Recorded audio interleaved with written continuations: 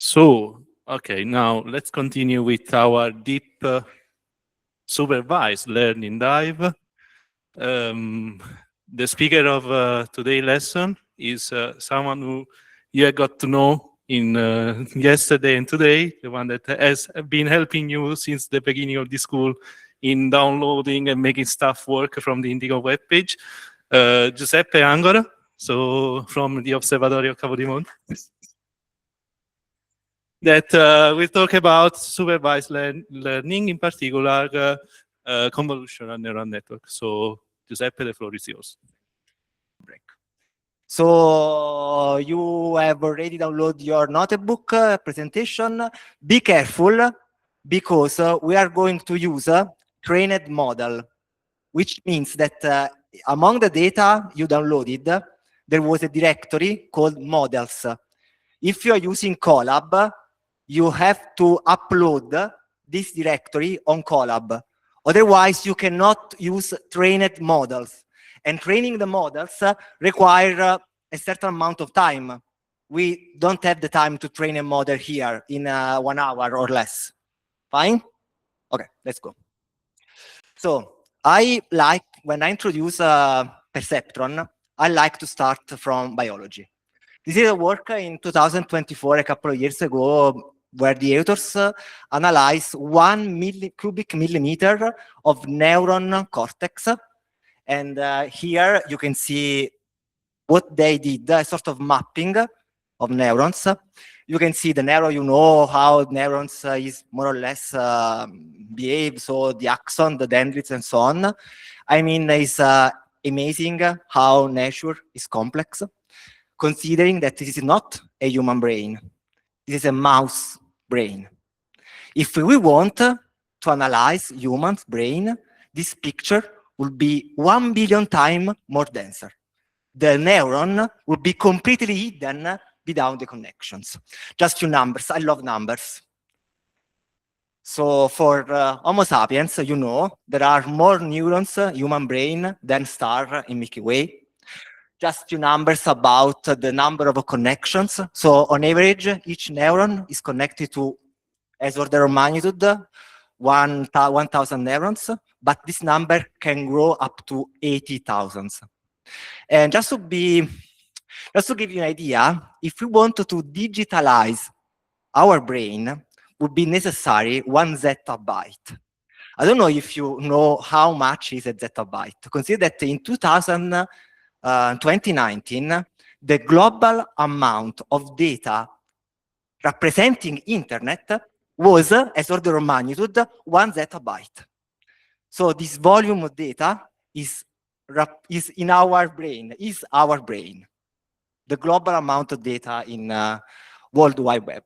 There is another number, I love to remember this number, to represent a single neuron cell.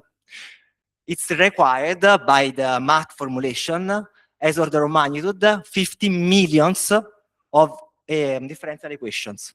50 millions for 1 single cell. I read a few months ago an estimation about how huge would be a computer if you want to solve this problem for humans, for human brains.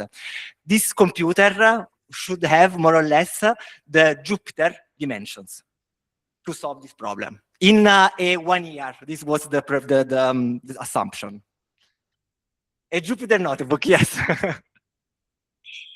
So what we do, this is what I've shown you, is starting from all this complexity, we obtain what is called a perceptron, which is the simplest schematization of a biological neuron.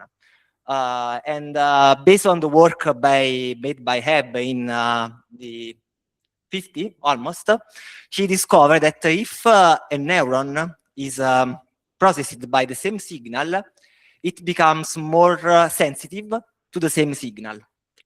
So how we represent the sensibility of a connection? Through a weight.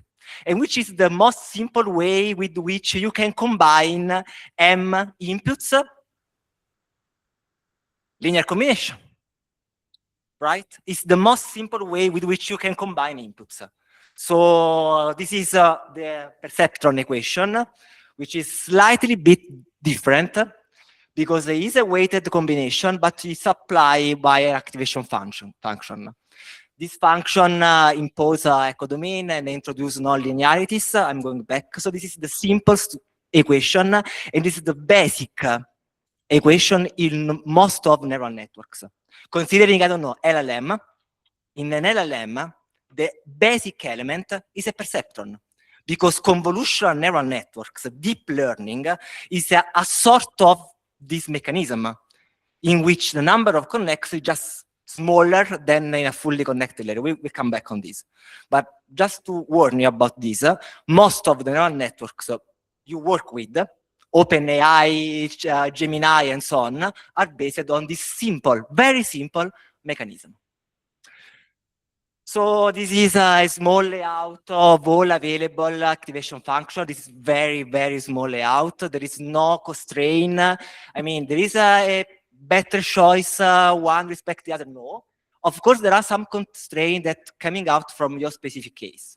So suppose that you are imposing a certain codomain to the output. So suppose that your output is between 0 and 1, you cannot use a hyperbolic tangent, because you want that the codomain is between 0 and 1. So except from this specific aspect, you can choose whatever activation function you want, and you can explore. As Stefano said this morning, for example, on a grid search, you can try different configuration and see what is the best solution. Just a caveat, if you are solving a classification problem, you have to use as the last activation function a softmax, or something that maps floating value into probabilities. Always, as Stefano said, pseudo probability. So coming back to the perceptron, I want to show you how this works. So suppose that we have data points in this complex space, and let's say that these are dogs and these are cats, of course. So of course, if you are in this space, as a function of x1, x2 can be 2 dimensions of cats and dogs, so tail lengths, heights, and so on. Of course, you don't need machine learning to solve this problem, because you plot points on TopCat or whatever you like. You see, oh, amazing, they are already separated. Draw a line, and you solve the problem, right? However, this is the simple way to see how convolution perceptron works. So initially, this is on the right, the equation of the perceptron as a function of the input x1, x2. In this case, assuming that we are seeing this function on this plane, so for y equals 0, this is a line, right? So initially, the coefficient, W1, W2, and the bias are random, so the line would be random. During the train, weights and biases are adapted, and at the end, you find a solution. We see how exactly. So in this simple case, with just 2 input and 2 weights and 1 bias, the output will be compared with the ground truth. So you're asking, is all the perceptron outputs equal to the ground truth? Now, there is an error in this formula, right? What is the problem here? This is a mean, right? Because it's a sum over n samples. And the mean can be 0 if all elements are 0, of course, but can be 0 even if it's distributed around 0, right? So to avoid this problem, what do we do? Right? Square or absolute value. In this way, 0 is the minimum of this function. Okay, this is, you well know these metrics. These are the mean absolute error and the mean square error. You know, I know you know. For widely used for regression problem. If you have to address a classification problem, maybe you can use a more complex function, which is called binary for two-class problem, cost entropy, or you can generalize it for m class. Simple. Questions? Go ahead. So this is the perceptron, and simple. We can just a few words about how the loss function works. So starting from the ground truth, we compare the output of the perceptron with the labels, and we measure a cost function, which is function, of course, that the current output, the weights at the epoch t, so at which epoch we are doing the training. And what we did is that to update biases and weights that we are using at the step t+1. What could ever go wrong? So suppose that we have a loss function in this space with three minima. Okay, one is global, the other one are local. Okay, and so you start by computing the cost function, you compute the gradient with respect to the weights and the biases, and you adapt by moving the weights by a step of the gradient of the cost function. This is called stochastic gradient descendant rule, adaptation rule, which is easy. So I made an experiment in days before. So I started by a random point given this cost function, and what happened is that the stochastic gradient, the optimizer, found the minima, of course, which is not the absolute. It's one of the local minimal there. It was random, just by chance.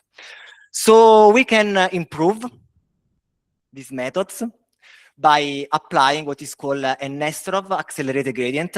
We are going to use in notebooks, and if you want for your hands-on session, this other optimizer, which is the stochastic gradient descendant with the Nesterov accelerating gradient. So, which is the idea, is to compute the gradient not in the current position of the weights, but in the position that would be if we use SGD. So if stochastic gradient descendant looks like a rolling stone, Nesterov accelerating gradient is a rolling stone trying to predict where it's going. Okay? And you can see what happened during the path. So you found a local minima, but that you can able to escape from this hole.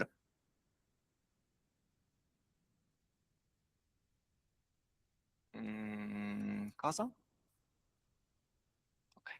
So there are a lot of optimizers.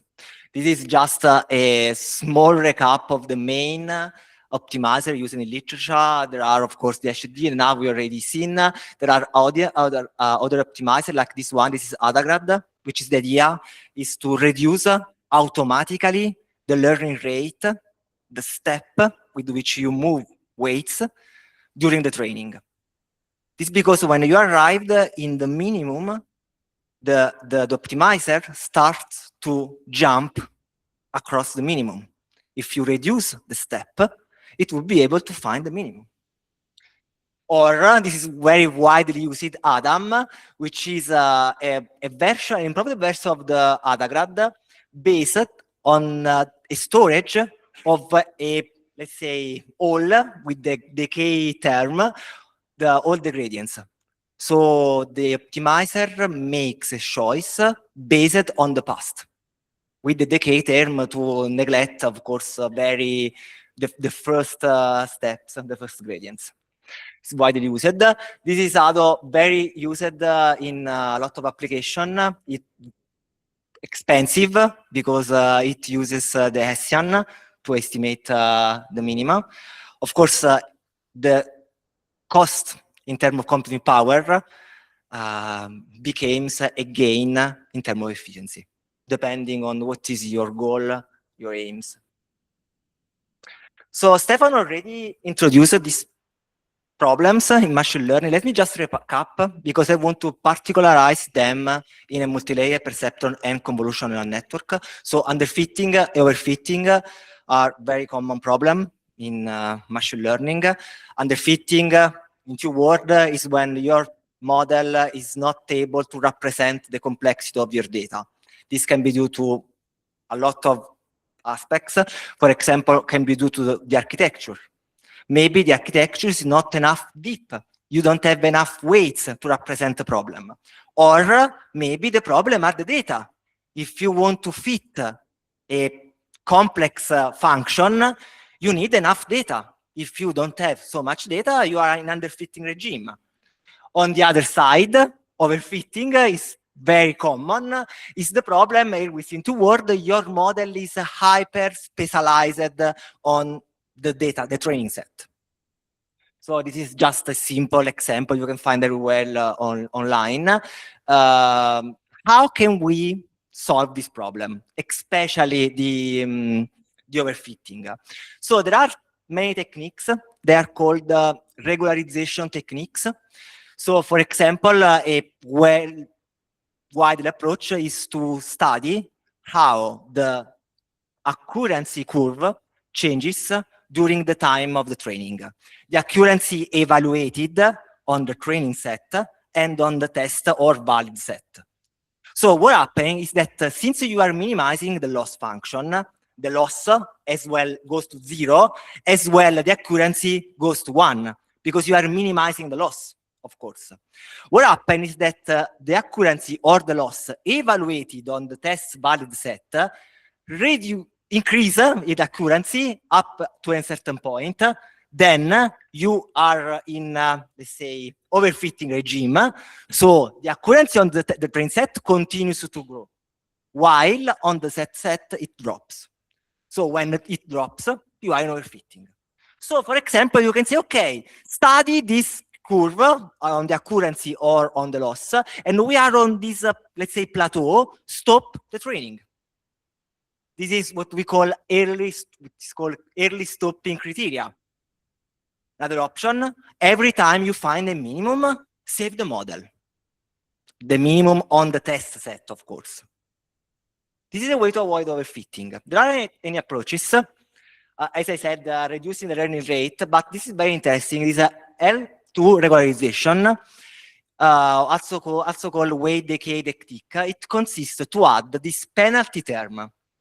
Now, with a little bit of math, by computing the gradient of the cost function, you can prove that with this updated rule, the weights adaptation rule become this one. So this is the gradient of the loss function with respect to the weights, equal to what we did before.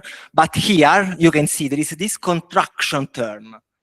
So with this penalty term, you force the weights to become small, to be small.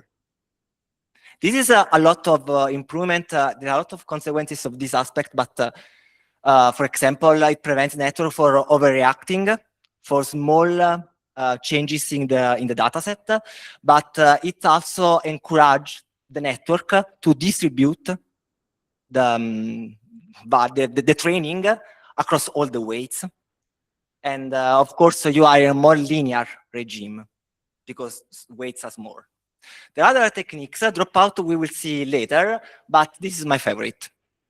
Adversarial example. So suppose you are training a self-driving car. If there is the stop signal, maybe, just maybe, you want that your car stops. The problem is that you train your network to find these objects. But in reality, stop signals can be this way. Right? It's when this problem arose in 2016, the problem was that a network, a self-driving car, wasn't able to stop when it finds this kind of signal. This, of course, is a problem if you are training a self-driving car.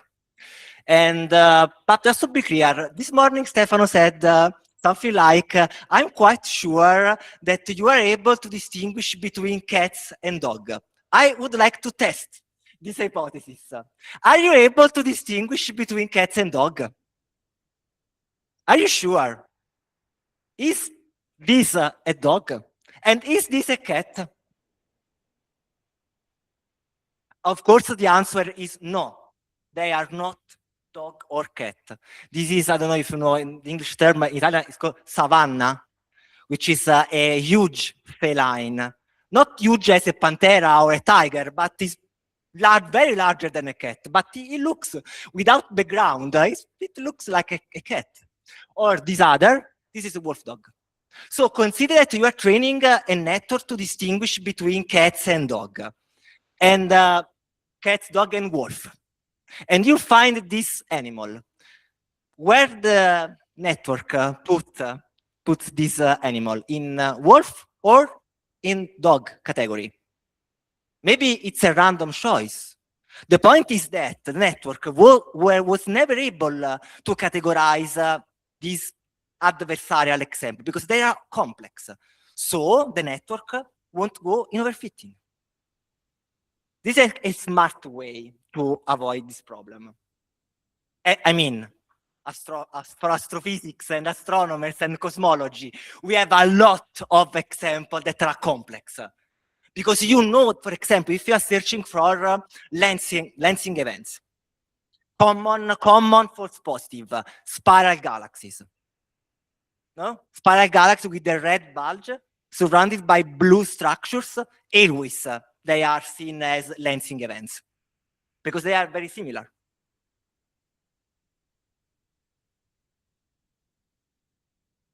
Okay, so this is I already said you. Okay, this is just to prevent hyperspecialization, and of course also you train networks on real world situations, like for the driving car. So start again from the Perceptron, once again. Quanto tempo abbiamo? Qui sto andando veloce, sto andando. Quindi sono velocissimo, sto andando. Pensavo che ce l'ho più calmo. We can be more calm. So, multi-layer perceptron. Now we want to move from one perceptron to a multi-layer perceptron. So, suppose that we have L neurons. Okay, we can arrange them into a hidden layer. So, this neuron is this one. It takes the input from all the inputs through the weights. You get, in this case, 4 hidden neurons. In the first, a unique hidden layer, and then all the neurons are connected to the output. Fine. So you have 3 layers network, input, 1 hidden layer, output.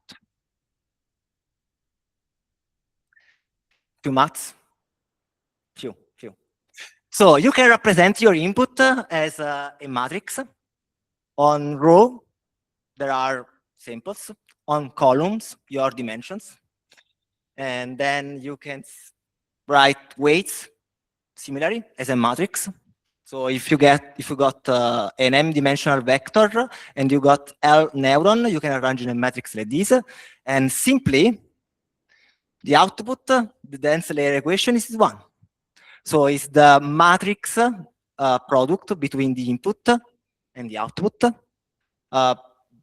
This is the, how do you say, element by element sum.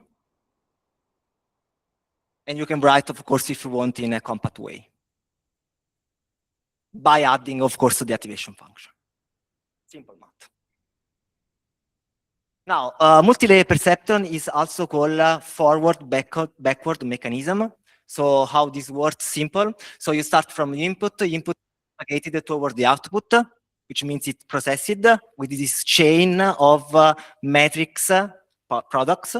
Then, given the output, you compute the cost function. Based on some matrix, SGD, you compute the adaptation for the weights and biases, and then you propagate this information backward. And again.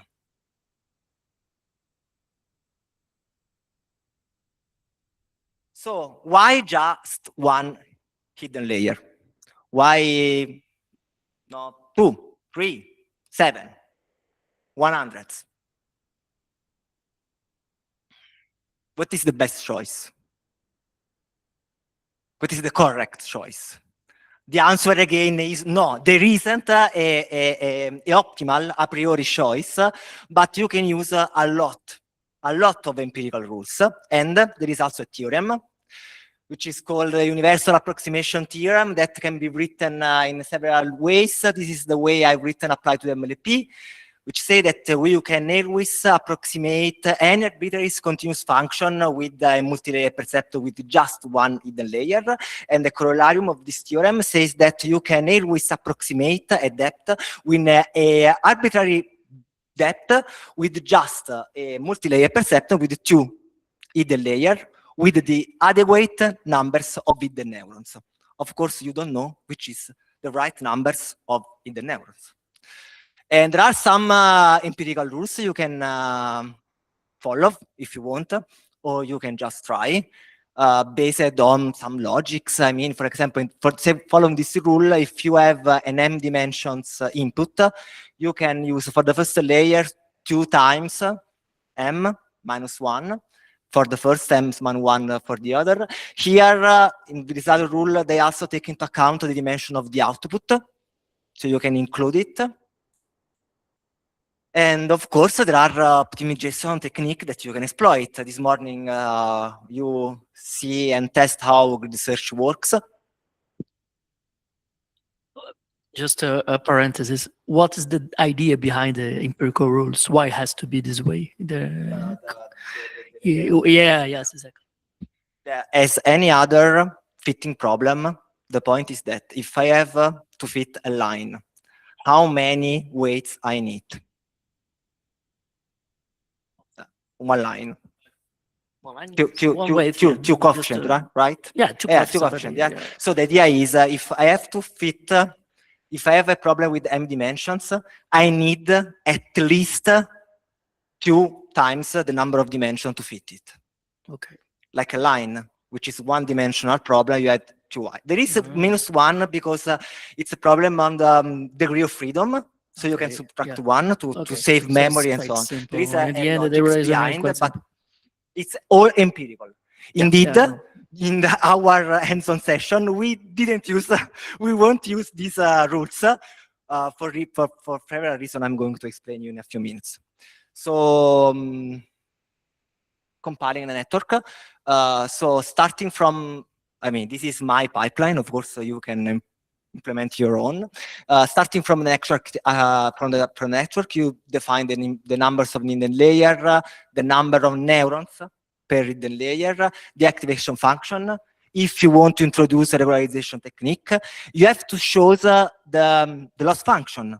So would you like to use a categorical cross-entropy, mean absolute error? You have to choose which is your favorite loss function. The optimizer, so Adam, SGD, NAG, and so on. And you can also use a matrix, which is a measure different from the loss function that you can use to have additional information during the training or for the test set. For example, if we are solving a classificational problem, the loss function would be cross-entropy. But maybe you want to know what is happening on the training and on the test set, on the value set during the training about the accuracy. Or you want the fraction of false positives or false negatives. You can choose, depending on your problem, other metrics to, let's say, have other information during the training of your model.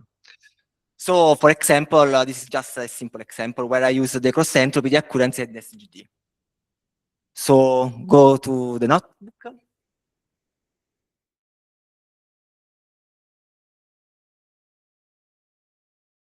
In my session, Supervised Learning Part 2, Theory and Hands-on session, there is a zip files. And inside the zip file, there is a 2 directory. You can upload both of them. Models, images are just used for the notebook for just compile images, but it's not necessary. So this is the first cell, just importing all the necessary packages. This is the data set. We are going to use M9ST. Sorry.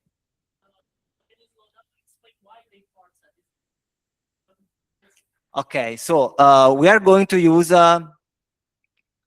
for now.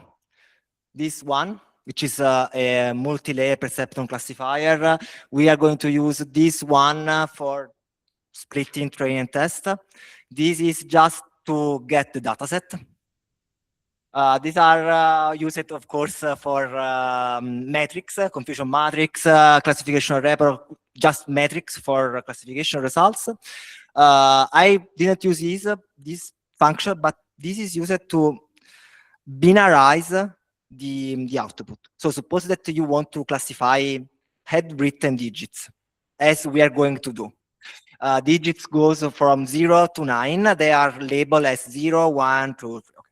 But you can also write this Y, these labels, binarizing them. So 0 is 0, 0, 0, 0, 0. 1 is 1, 0, 1, 0, 0, 0. 2 is 0, 0, 1, 0, and so on. This is a method to do this. You can do, of course, by scratch, but it's faster. And this is the random forest classifier we seen this morning. This is for plotting. This is for plotting. This is NumPy, I guess you know. Numeric Python library. Yeah. So Keras is a framework. Currently is inside TensorFlow. You can install it independently, but it's inside TensorFlow. And okay, maybe I spent some words on TensorFlow, but since we are here, I can spend now. There are a lot of frameworks. So TensorFlow, PyTorch, Numba, Caffe, there are a lot of frameworks, of course. Each of them will say, oh, I'm the best framework to build a convolution network. I'm not saying TensorFlow is the best. It's just the framework I know better. My suggestion is if you go to the main page of all these frameworks, you will find use this framework to build your own neural networks, which is true. These frameworks are widely used to implement neural networks. However, all these frameworks allow you to use a transparent use of the GPUs. I don't know if you are interested in code with the GPUs, but it's very a powerful method every time you have matrix-like operations. I mean, at the beginning, you can have some difficulties, but at the end, it's a huge gain. I couldn't always code when it's useful by using TensorFlow, because it's faster. So, for example, if you are, every time you have 2 catalogs, and you want to perform an operation, which is actually a element-wise operation, element by element, you can read by the GPU, and operations are made on the GPU, which is faster, very, very faster. This library called TensorFlow. If TensorFlow finds the GPU, it uses the GPU. Of course, you have to install everything correctly. You have to use the QDNN, there are NVIDIA packages, and so on. Of course, there is a configuration different from GPUs, but you can use if you have. So we will go back on TensorFlow part later, especially on the deep learning part. What happened? Okay, so dataset. These handwritten digits. My suggestion, okay, this is a min-max normalization. I know that they are 8-bit objects, so they are between 0 and 215. So I just divided by this number. I split into train and test set. This is a way to reshape, because this method returns you in a compressed way. So we're going to reshape this train and test set in this formula, because they are 28 by 28 pixel. N, this is -1 if ever used, but this is automatically computed by Python. If you have a tensor, for example, of shape 28 by 28 by 100, okay? And you want to reshape in 128, 28, so 100 sample, each one is an image of 28 by 28 pixels, you can use this formula. With -1 is the dimension, you don't know which is the amount. It's a simple way to do this reshaping. And now, before, this is not, sorry, I took the wrong, this is exercise. I was going. Okay, so now there are a lot of young people here. So let me just spend 1 minute to give you a suggestion for younger student there, and for all of you. Now, we are in the so-called big data era with a lot of data. There is no time to inspect all of them, which is true. But young people, don't forget to inspect your data. If you want a method, press a button, or giving the perfect result, you want, there isn't an algorithm that's working this way. Always inspect your data. Find a way to inspect your data. Even if they are billions of galaxies, I know you cannot see all of them, but find a way to get some statistics. Because otherwise, there is no method that will work. I already did it. So a simple way to inspect data is, sure, these are images. So maybe I cannot handwritten digits in a grayscale, simple. Just some plot, diagnostic plot. This is the distributions of samples, some all different digits, just if you want to know. And this is the train splitting already done. So this is some numbers. We got the train. So it's 56,000 samples. Each of these is 28 by 28 pixels. So epsilon is equals to the same size. This is a test, 40,000. And let's start with the multi-layer perceptron in scikit-learn. So here we are building a multi-layer perceptron with just one in the layers, 20 neurons. The activation function is a ReLU, which is the simplest one. It's just a line, which is unity when x is greater than 0, and 0 when x is less than 0. This is the number of iteration, 200 is a lot. The learning rate, adaptive. So during the training, it keeps the learning rate constant until the loss function reduces during the training, always on the body set.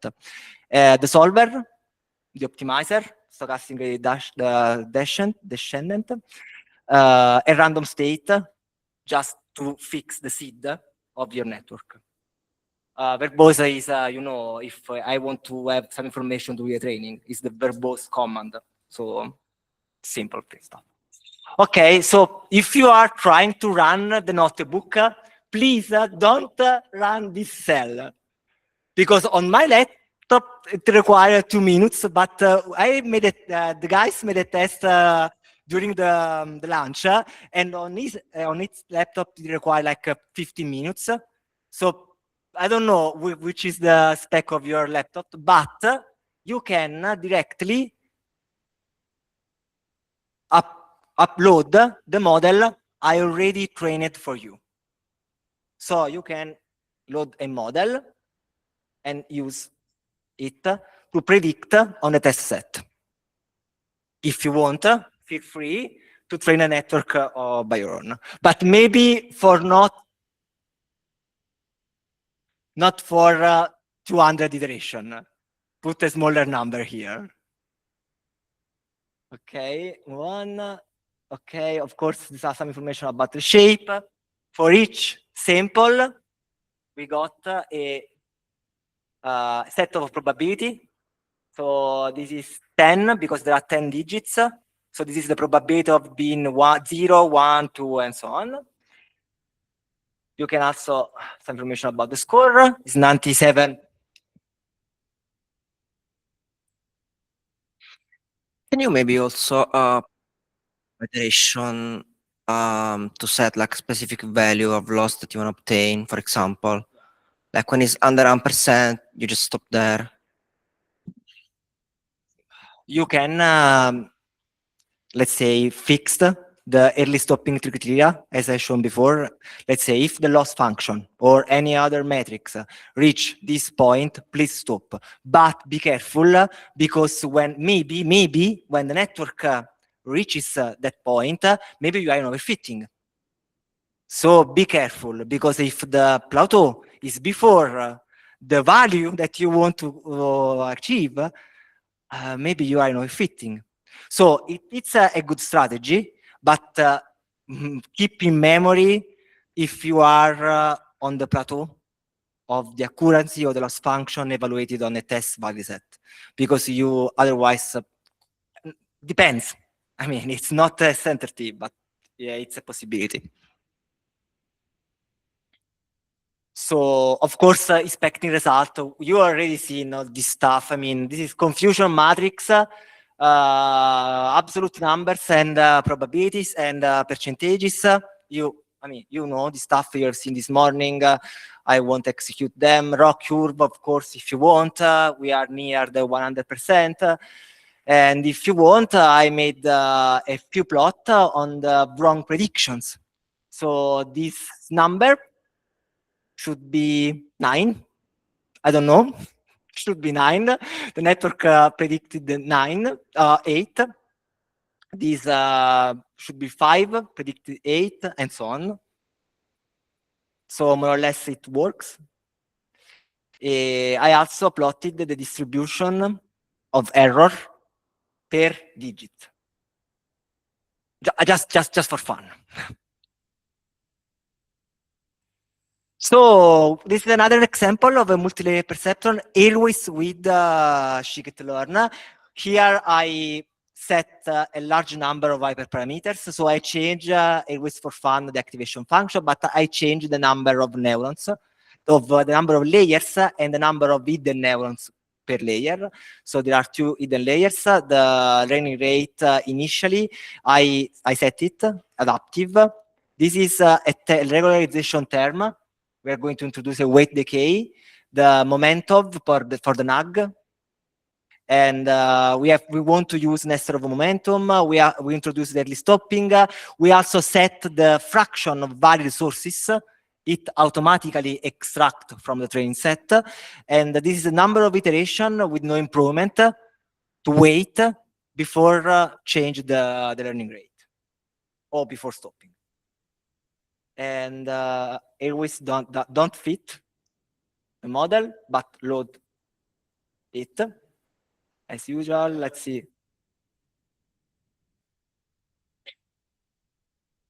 My question is very naive. We learned this morning about the hyperparameters and the search of what is the optimizing of the hyperparameters. So here I see that there are like 20 parameters. So I don't think everything is needed, but should we do also an investigation of this type on this kind of system? As Stefano said this morning, always try multiple different configuration of your model.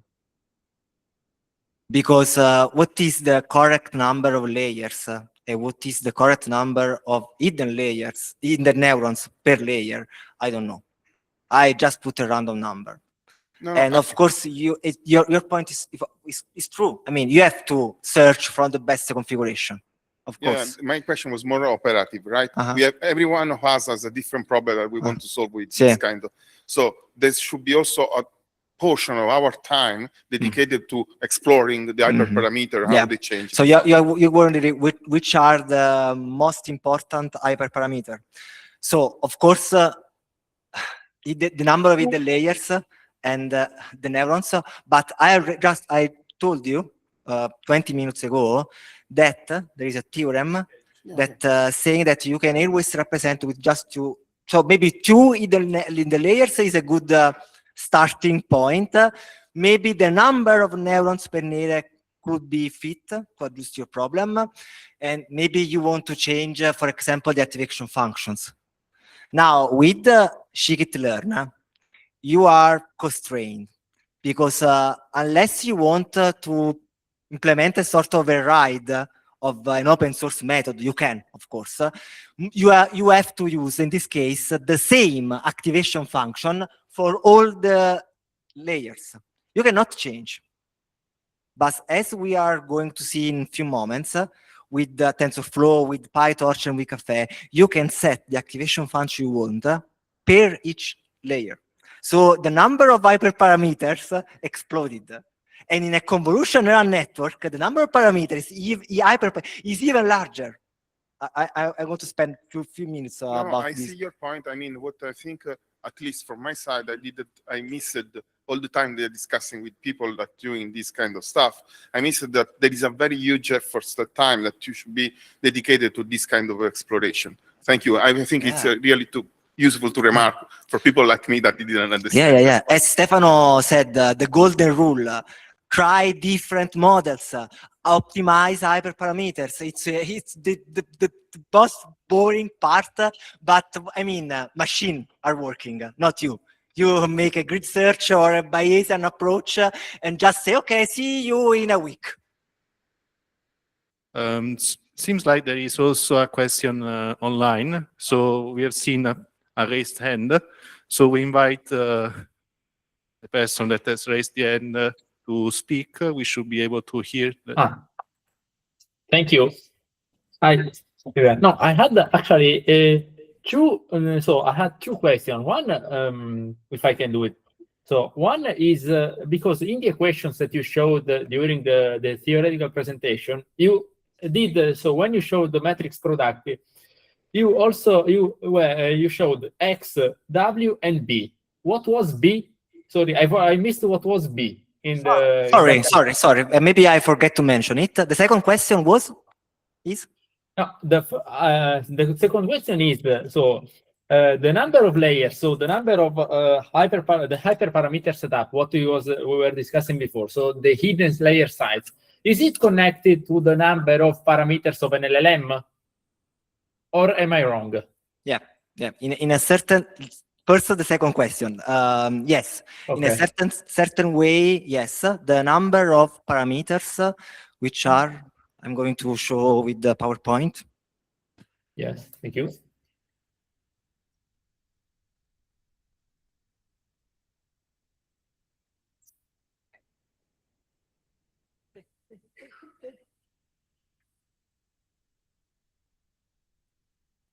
Okay, so W1, W2, and so on. These are the weights. They are the parameters, and it's what they call for an LM when they say, oh, these are 200 billion parameters.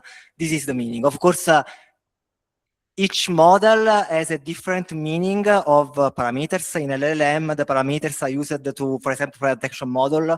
So they are Q, query, and values for the attention modules. In this case, these are the sensibility of each connection to the perceptron. And when we move to convolutional network, the parameters will be the filters, the value of filter in a convolution. I'm going back in a few minutes. While the bias, so always inspired by biology, the point is that the neuron can be in a state before the input arrived. So this is a sort of description of the state of a neuron before the input. Was I clear? Yeah. Thank you very much. Of course, it's another parameter of the model. You are going to optimize it also, if you want. Okay. Thank you very much. So what they call, just understand, what they call the number of parameters of an LLM is the number of the weights that you show me in the slides. Yeah. With Okay, a different meaning in each model. Yeah, but okay. Yes. Okay, thank you very much. I wanted just something about the hidden layers. As Giuseppe mentioned, there is the possibility to have a universal approximator using 2 layers, but it's not given that this is the best idea that you can have. You can obtain it with a really large, complex horizontal branch. That's the reason why we have also networks that are deeper than 2 layers. So try these other configurations, always by loading. I already loaded, and remember, let's do it. To be sure, predictions, score. So we are more or less saturated. Some performances. I just plot the confusion matrix, just for fun. And we can try, if you want, to implement a multi-layer perceptron with TensorFlow. It would appear just a little bit more complex, Don't be scary. So this is a way with which we can build three layers, 4 layers. So we got the input with the shape 28 by 28. The first dense layer has 52 neurons. You can set here the activation function, and I add the L2 regularization term on both kernel, which is a different way to call weights, and bias.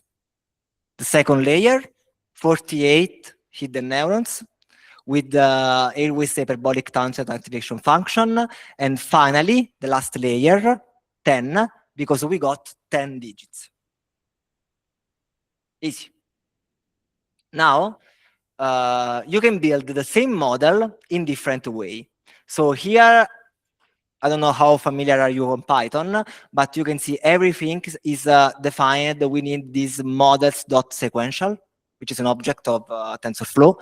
Or you can build the same model by using sequential and add as you are append element to a list. Or, my favorite,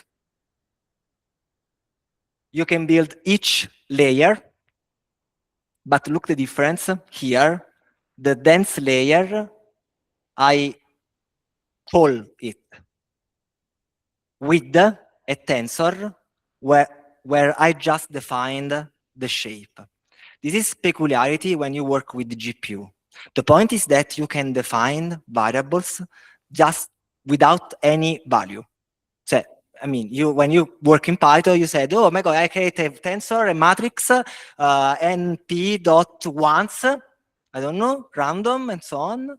Here, we are not saying which are the values of this input multi-dimensional matrix. We just say that is 28 by 28, the dimensions, not the values. And so in this way, this is the best optimized way to build neural networks in TensorFlow. TensorFlow build what is called the computational graph, which is the graph for all the operations which are optimized by the library to be executed on the GPU, on the CPU, which is the clever way to build neural networks. Again, we are going to define the optimizer. We compile the network by using the optimizer just defined. Cosa vuoi? Model non è definito, ovviamente. Let's use this one. No, this one, model.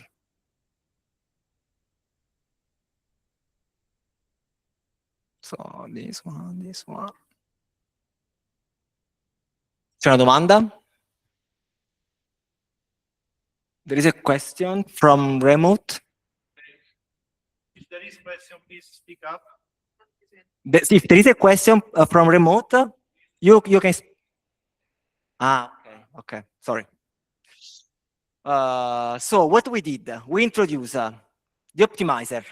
So it's a stochastic gradient descendant, but we introduced a nested of moment. We compiled by using the optimizer, the cross entropy, the accuracy as metric. Then we introduce an early stopping criteria. So we are going to wait 15 epochs. If the loss evaluated on the valid set doesn't change for 15 consecutive epochs, we will stop the training. And always we store the best weights parameter set. We introduce also a reducer of the learning rate, and then we can fit the model. Look at this. So epochs, the batch size is an hyperparameter, not so important in this context. This is the validation split, similar to what we did. So the method automatically split the training by reserving 10% for validation. Callbacks, they are used for regularization technique, like early stopping and the reducing of the learning rate. Now, if you run, don't do it, please. You can see this is a typical output of a TensorFlow-like architecture. You can see during the training, you got information about the loss, the accuracy. Both are evaluated on the training set, and the validation loss, the validation accuracy during the training. So if I scroll, You can see how the occurrence increase, the loss goes down, and so on.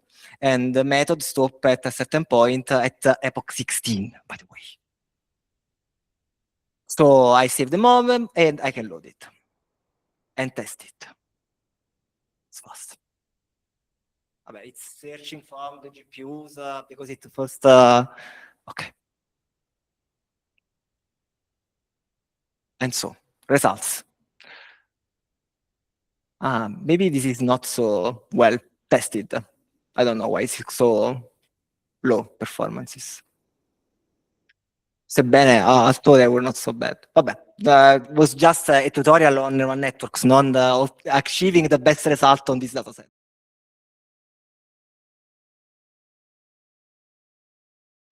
Hurry up. Deep learning. So what is the point of machine learning? You have seen that when I have to train a neural network this morning, you need features, right? So you have to extract from data some measurements. This could be in the Stefano notebook or example about cats and dogs, the length tails, right? The heights, the weights of the animals, and so on. But what if I can automatically extract these measurements from data? This is the main difference between machine learning and deep learning. Deep learning is the capability to extract features from raw data. So from images, for example. And which is the element of deep learning? The first one is a convolution. Now you more or less know how convolution works. This is just a 2D convolution. There are, of course, here in this context, we move from weights in the for the perceptron. These are called sometimes filters or kernel. Because what is the goal of a convolution? Convolution is a filter, right? Which suppress or emphasize properties, features. So, for example, a random animal, a cat, you can see the original image of this cat, and these are different convolution I made with these kernels you can see there. So this is a sort of blurring. This enhances the sharp. You can see all the far is changing in these two images. And these are a detection of the edges on vertical and diagonal directions. So of course here I set the kernel. But in principle, the network is able to do by its own. So what is the correct set of kernel I can use to solve the problem? So this is the typical hyperparameter set of a convolution. You start from the kernel size, which is typically 3 by 3, 5 by 5, not more than 7 by 7. Typically 3 by 3 is enough. The dimension, because you can repeat the convolution many times with different kernels, so different filters. How many filters do you want? A lot, like tens, like hundreds of filters. And other parameters are the stride, so which is the step of this moving matrix. And the other parameters are the padding. We always assume for convolution the padding is same, which means that you are going to introduce a zero padding edge around the image. In this way, the shape of the image before and after the convolution will be the same. This is a smart way to consider how the shape of images of your dataset changes during the chain of convolutions. In this tutorial, we are we summarize a convolution with just in this way, so a block with the kernel size, the dimension, and the stride.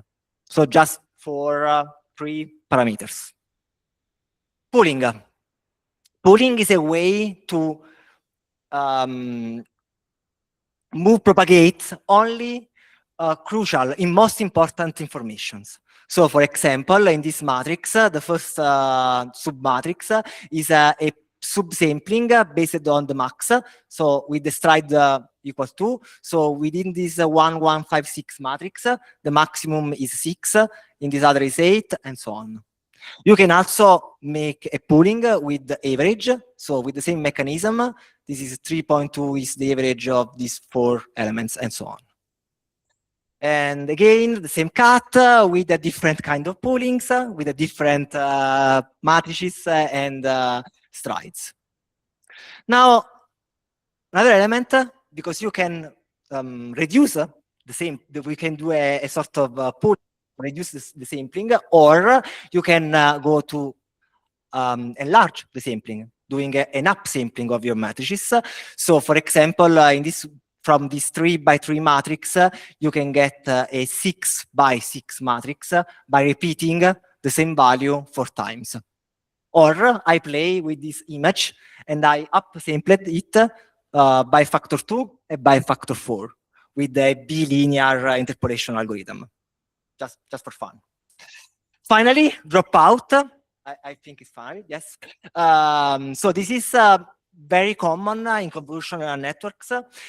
So consider that you can have a fully connected network like this. Dropout consists into the random drops out of neurons. So you can just deactivate a neuron and remove so all the connections in input and in output.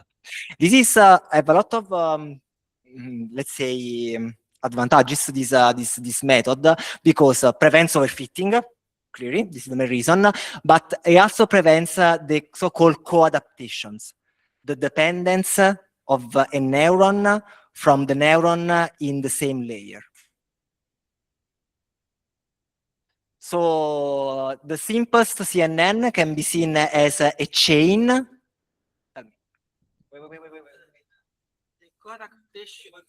Talking about the co-adaptation problem, is that a computational problem? Like you have too many neurons? I don't understand. It's a problem that if a neuron, let's say, could be a sort of, how do you say, accumulation point in a network, and all the information move from that neuron. You don't want this, because this could lead to overfitting. You want that all the neurons contribute to the training. To do this, you random drop connections during the training, and so you force the network to share the training among all the neurons. It's very common practice to dropouts approaches. The co-adaptation. There are some techniques. There are some techniques that exploit a sort of back propagations on neurons to see if there is some dots some local point of your networks that are accumulated informations. They are not so safe because, of course, it's an average behavior. It's difficult, but there are some techniques, advanced technique to exploit, to investigate what is happening inside the black box. Okay, but it's not like a plot. No, it's not like that I can do. Let's simply, say that if you find that the average of connections, the weights are, let's say, on average, 1 in 10 to the minus 4, okay?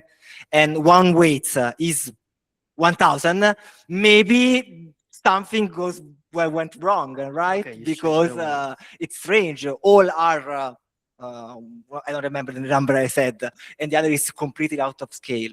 But this is not a typical behavior. This is just very peculiar, strange behavior. Normally, there are other techniques that allow you to inspect what is happening to the network during the training or during the test set. For example, if there are accumulation points, which part of the image is more important for the network. Yeah, there are some this technique. No, that's a good advice. It's always an average, a median, but more or less they can give you an hint. Okay, thank you. Yep. You can speak. Okay, thank you. I have just a quick question. So I missed a point about the upsampling. Could you explain please to me in a nutshell, please? Thank you. So there are many different approaches. I'm going to, I introduced this element of convolutional network just because in the end, maybe if we're lucky, I'm going to introduce you autoencoders. So this is required by the autoencoders. So it's the opposite of pooling. So with pooling, we downsample the image, the input, and the upsampling is the opposite behavior. There are many different algorithms with which you can upsample. So for example, in this very simple example, 1 on the left small matrix, the first element in the right, in the left upper corner is repeated 4 times. It's very simple methods to upsample the image. While in my example, I upsample the image, but by using a different criteria. I use a bilinear interpolation. So this behave in a more, it's becoming a more smoother profile. It's the opposite of subsampling. If you are wondering why in a convolutional network we use upsampling, there isn't in a convolutional network, but there is a reason why I introduced it here, but it's for an autoencoder. I don't know if I answer your questions or not. Yeah, thank you. Yes. Okay, thank you. So this is the chain of a convolution neural network. It consists of several convolution pooling blocks. I always love to see convolutional networks written in with TensorFlow or PyTorch as Lego blocks. So you can play and move them and concatenate in a different ways. You can play.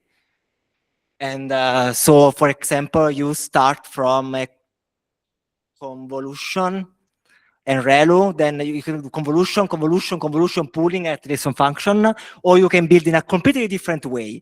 Convolution, activation function, ReLU, convolution, activation function, n times, and then pooling, as you wish, as you prefer. There is no correct answer. So, for example, the interesting part of convolutional network is that after this chain, you transform one image, for example, a grayscale image, into a set of subimages. Because after a convolution 3 by 3 and the number of convolution 32, you obtained 32 subimages. 32 because you set 32 convolutional filters. And subimages because they are smaller. They were subsampled by factor, for example, 2.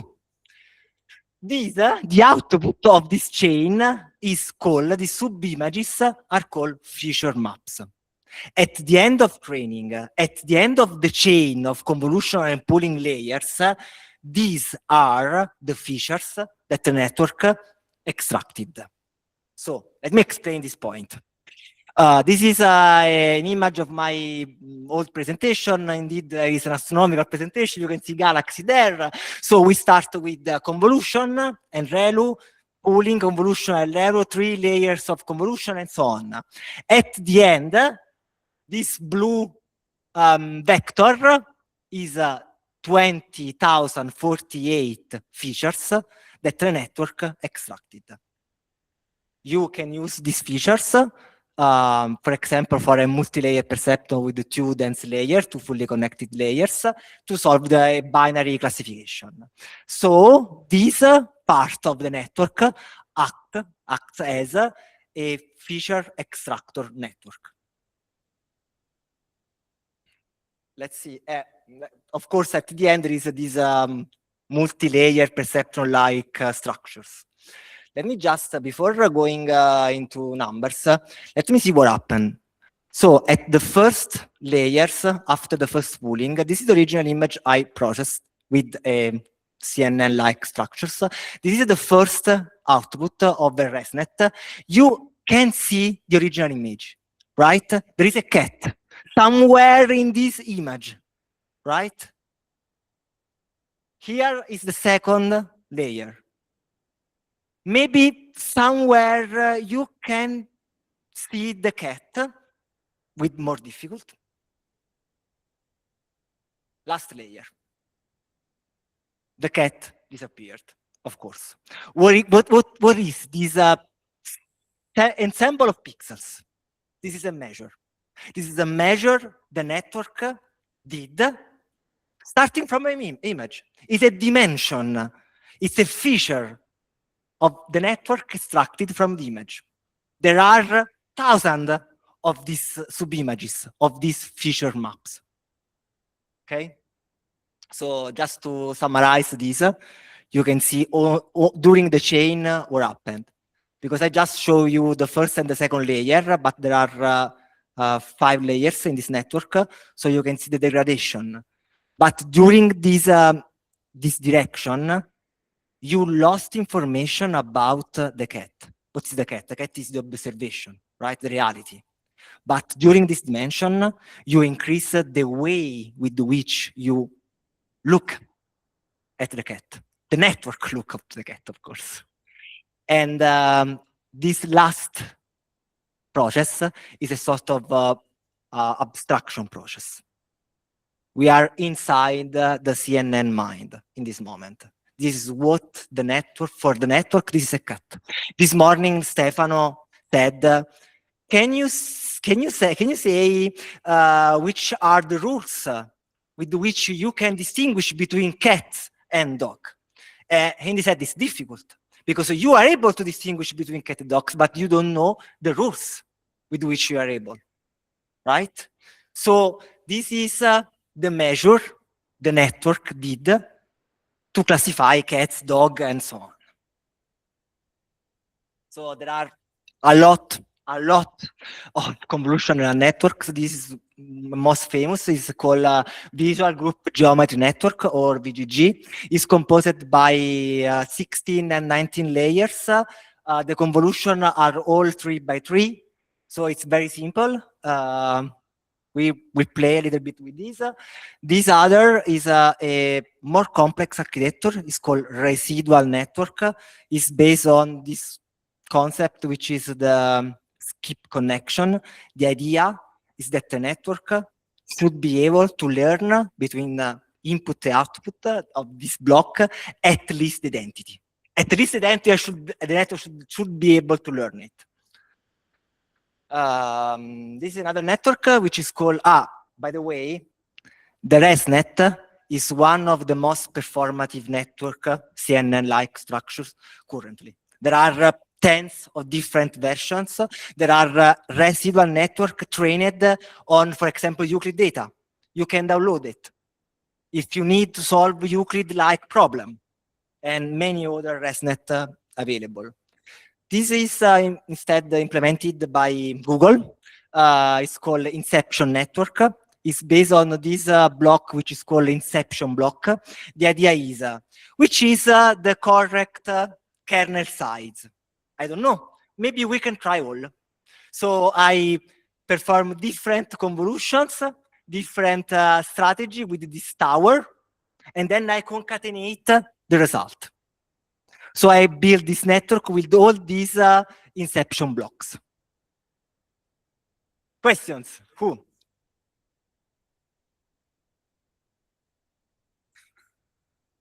Okay. No, I have a kind of a philosophical question at this point. Mi piace. Guarda, è perfetto, siamo già in ritardo, è proprio una domanda giusta. No. Suppose that you have a set of black points and gray points, okay? Yeah. Then you want to distinguish between black and gray. Yeah. Then, once that you have your gray points, you want to classify them on the basis of shades of gray. This is, no, bad example. Okay, but in any case. So you want a multiple stage classification process. Do you think that it's better that I face the first half, I split this problem in two sides? For example, gray and black with a machine learning, and then the further classification with, for example, a CNN, or it's better to go directly with the CNN? Of course, there is no correct answer a priori. Depends. Of course, it depends. How much black dots are with respect to how much the numbers. The problem, Stefano wants to answer. And of course, the production of efficiency will be multiplying something that is by definition less than 1 for something else that is less than 1. So you will lose with respect to the initial stage. So if you are able to solve the problem just at once, usually could be more convenient. But it depends if it can be approached.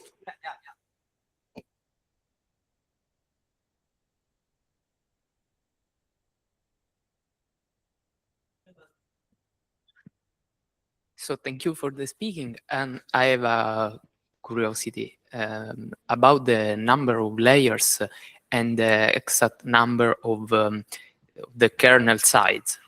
You do not know in principle which is the best kernel size, which is the best number of layers on CNN or RNN. So I was wondering to know if it's a similar way about grid search for random forest for the neural networks. So we are within the supervised regime. So the golden rule of Stefano of this morning keeps the same. The problem is that we are moving from an hyperparameter of 10, 20 hyperparameter. Here, the number of hyperparameter exploded in a way that is out of control. If you want to run a grid search on each hyperparameter of each convolutional layer, I mean, maybe you can wait the sun is becoming a supernova before ending this process because it's high intensive. So again, grid search approach, of course you cannot search for all possible combination, makes no sense. Empirical rules. For example, for CNN, depending on the problem, but small kernels are typically preferred to larger one. I said 3 by 3 kernels is standard. 5 by 5 could be useful in some situation. 7 by 7 is an extreme. 10 by 10 makes no sense.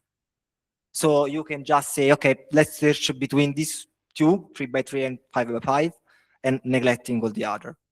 Pooling, which is the correct number 2. It's the best solution because we love binary power of 2 and so on. So 2 is a good number always. The depth, there is no, there is not. You have to test it. And when you code, when you implement your CNN, always have a look to what is the dimension output from a layer, because here you can, let's say, assume that there is some information. For example, if you have if you are in the last layers, so if you are in the feature map ensemble that the network are extracted, you want that the feature map is small, like 3 by 3, 4 by 4 sub-images. You don't want a large image set in pixel. But at the same time, you want a lot of features. So the last dimension would be small in terms of sizes, but would be huge in terms of dimensions. So it would be like 2,000, 4,000 sub-images of 4 by 4 pixels or 7 by 7 pixels. So by computing the dimension of the output of each layer, you can try to understand if you can add another layer, subsample more, or you have to stop that. This is the idea. But you have to test it. And again, there is no an a priori correct answer. I'm sorry. Thank you. Not a book. Not a book. No, Uh, second. There is another question. Sorry. Qui, at some point you talked about the identity. Yeah. I don't understand Yeah, this you're right. concept. Because I ran too much on this. Yeah. Exactly. So this is the fundamental element. This is the fundamental element of a ResNet. So suppose that here there is a convolution, activation, pooling layers composed by convolutions and so on. Then there are another set, and you want that the input mapped through this block. Let's say that at least you want that the network is learning to reproduce the input. I mean, if the input is once, you want that the input is at least represented of the output, sorry, was at least represented your once matrix. So what you did is this sort of, it's called skip connection. So you add the output of convolutional pooling layers to the original input. In this way, you improved the result a lot. Residual network is one of the most performative network you can find in literature among the CNNs, of course. Yep. This is done like changing. Is this done by changing the layers that have to do this? No. It's done. It's a addition. You sum the output of convolutional pooling layers with the input of the convolutional pooling layers, as you seen in this block. Ah, okay. Exactly So in this sum way. the input to the features. Yeah. Okay.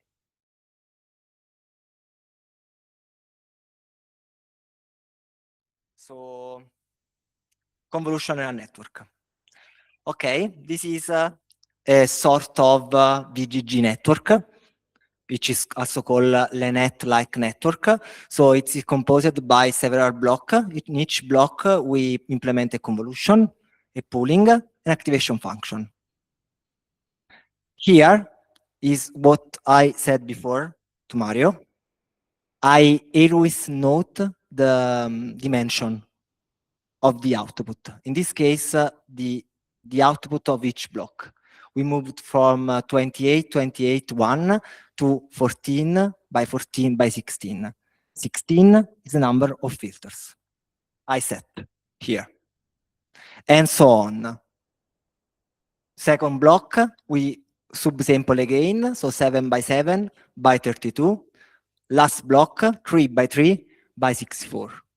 So at the end, we got a feature matrix embedded in a vector of shape 3 by 3 by 64, which means for 567.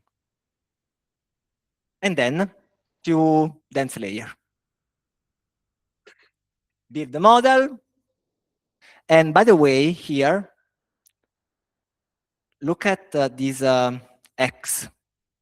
So starting from the input, which is the input of the first convolutional block, then the output is X. I propagated the X at a certain point. The output of this flattening method, I call it extractor.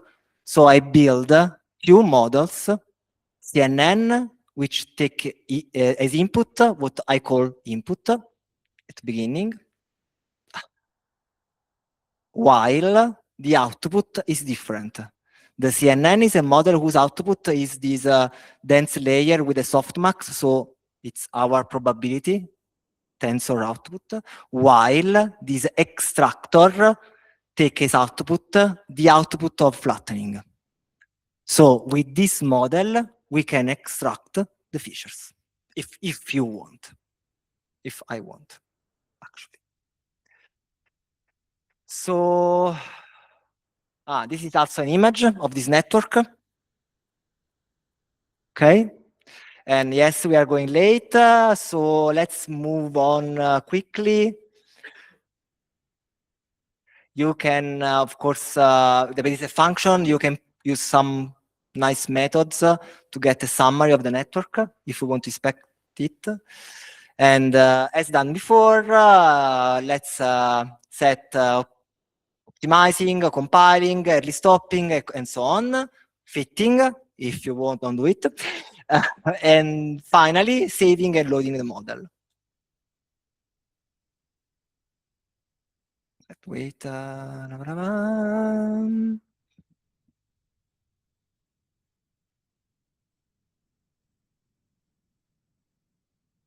loss function, and accuracy. This is the confusion matrix. So I can plot, of course, raw curve and so on, stuff you know. This is another way to build the VGG. In this case, I built this block, which is a combination of convolutional layer and max pooling and lucky Leru, which is a different kind of Leru, and then introduce this block in this chain. So here you can find the implementation of this network if you want to play with this. Sorry. And of course, we can play with it if you want, but I want to show another network just to play a little bit with this one. So what I did is here is to use the previous network as feature extractor, and then I applied a random forest.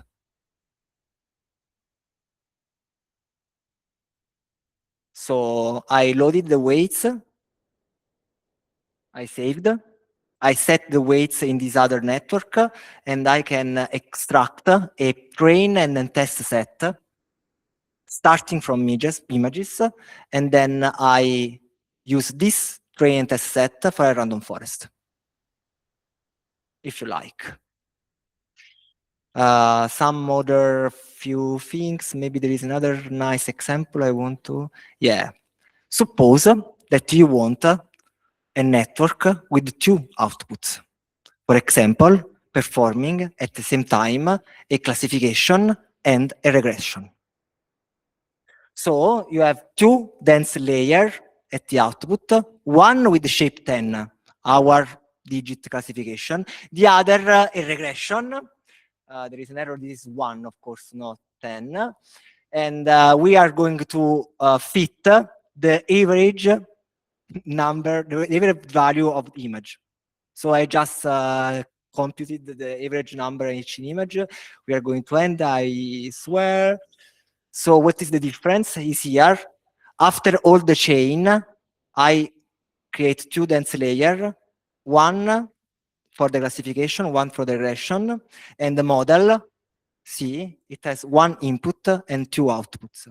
Note that I also named the layer, which is very comfortable when you have to build the loss function.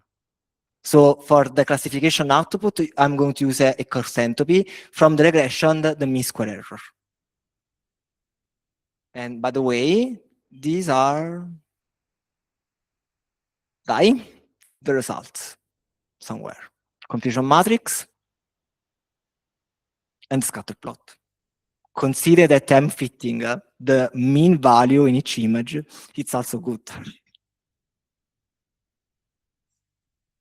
Okay, of course you can also download or trained model by using TensorFlow or another framework. So for example, you can find here ResNet, ResNet RS, efficient Vision Transformer, or video classification, neural machine translation, energy, and so on. There are a lot of different models. You can download it. How?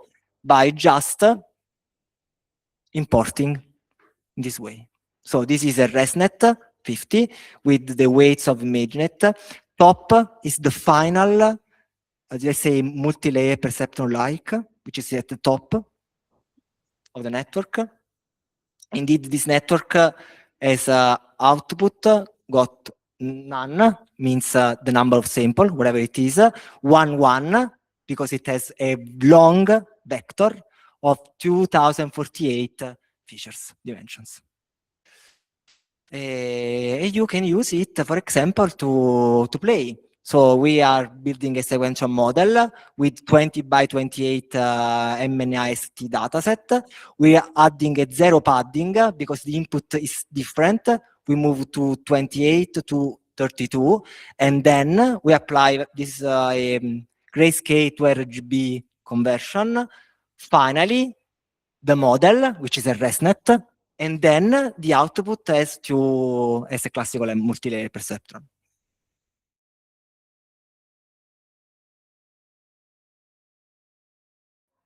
So by ending, the autoencoder This is just few in a nutshell.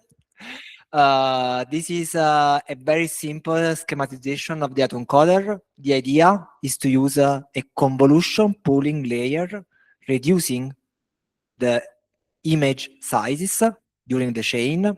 At the end, you got the feature map, and then starting from the feature map, the same chain but in opposite, so convolution, and instead of pooling, upsampling. In this way, you start from an input, which could be an image, and your output would be the image with the same shape.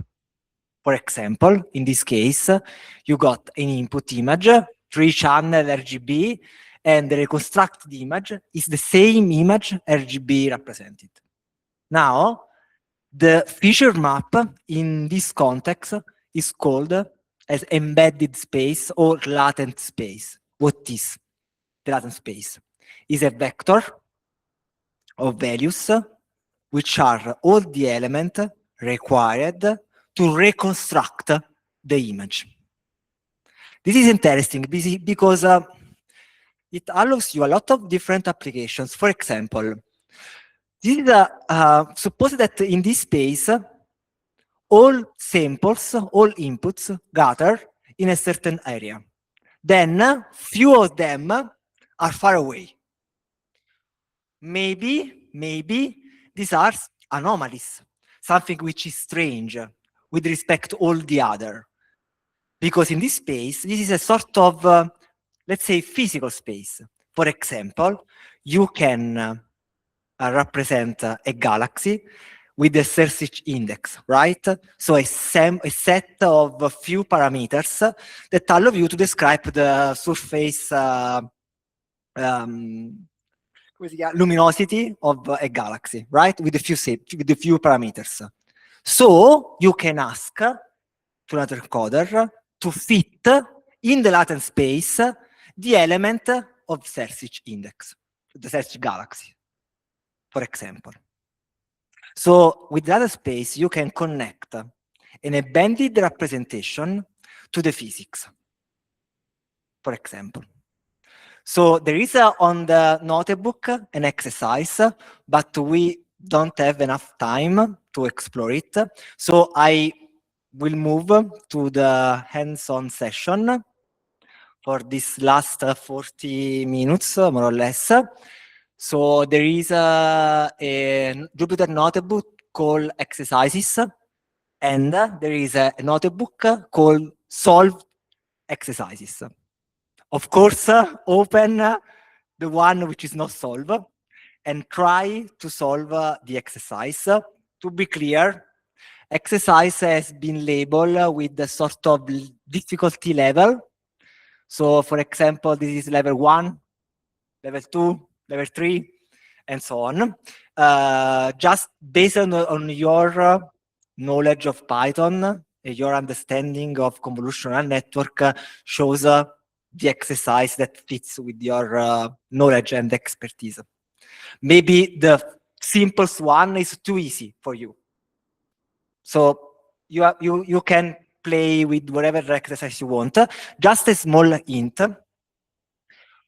All you need is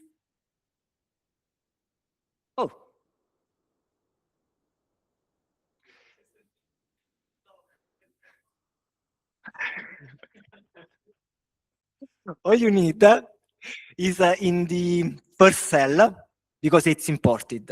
So if you want to construct a ResNet, the residual block is made by all these elements, dense, COMDD, max pooling, global average pooling, and so on. There are many other. These are all the elements that you need to solve the exercise. You can copy and paste the code which is in the other notebook we seen before the coffee break, this one. So in particular, the compiling part. Where is? This one. So the early stopping, learning rate, compiling, matrix, loss, you can just copy and paste. Or, if you want, you can have a look to the solved exercise. If you are in difficulty, if you want to have an hint or something. Of course, I'm going with you, around you. So have a good luck.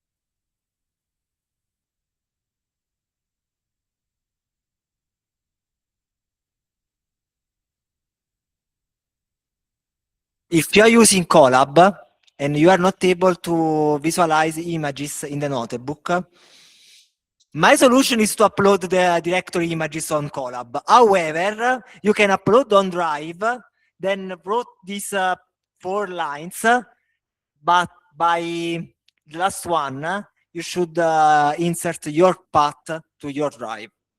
But in my opinion, if you upload on Colab the IMGS directory that you downloaded in the zip file, in my opinion, it should work. No? Really? Don't worry, yeah, it's true. It doesn't work because if you upload it on Colab, you have to do something like this.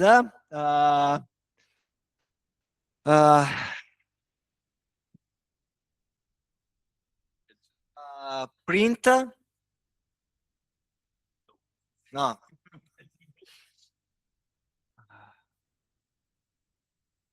Come si fa a... In locale. Vabbè, intanto togli l'import di OS, ce l'hanno. Ah, sta sotto, ok. Si fa? Che serve? chiediamo aiuto da... Certo che...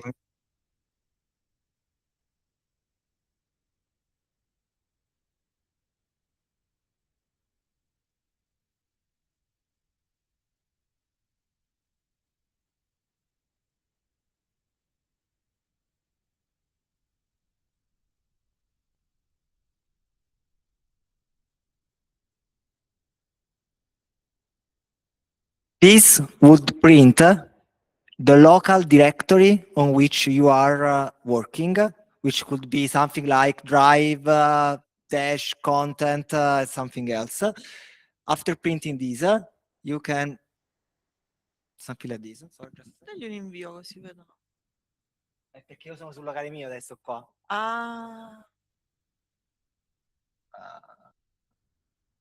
Fai, toglici tutti qua. Certo, così.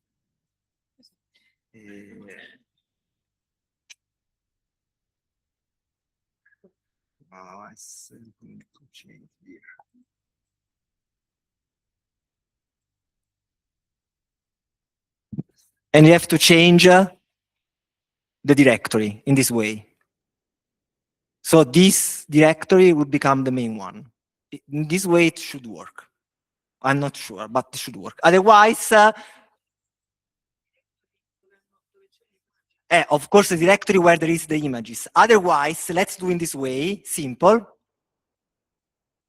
No, sorry. here. So this is the first network. Is someone work on a different exercise from the one? No. So this is your first exercise. Let's try to solve this one. Transforming into code this sequence of convolution, pooling layer, and so on. This is a hyper simplified ResNet. Okay? This is the simple way.